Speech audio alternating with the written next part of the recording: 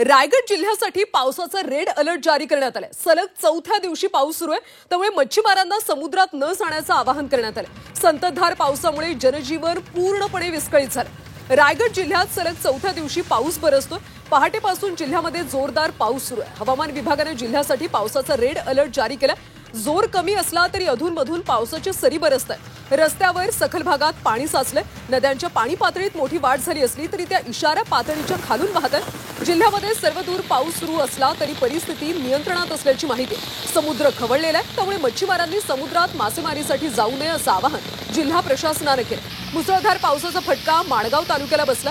निजामपूर भागातल्या शिरवणी गावातला पूल पाण्याखाली गेला। पूल पाण्याखाली गेल्यामुळे 10 गावांचा संपर्क तुटला।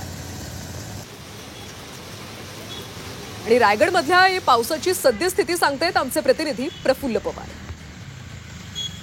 रायगड जिल्ह्यात आज सलग चौथ्या दिवशी पाऊस सुरू आहे। सकाळपासूनच पावसाची संततधार सुरू असल्याचं पाहायला मिळत आहे आणि त्यामुळे जनजीवन काहीसं विस्कळीत झालेलं आहे।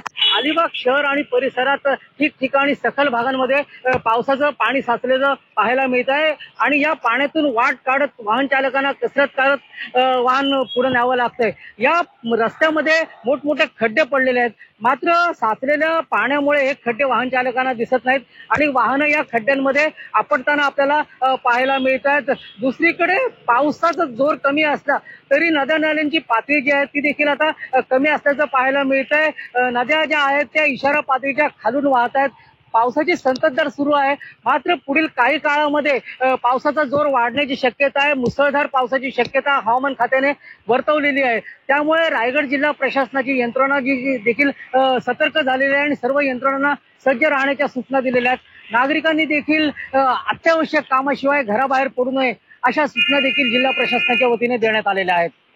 प्रफुल्ल पवार, G24 तास, रायगड।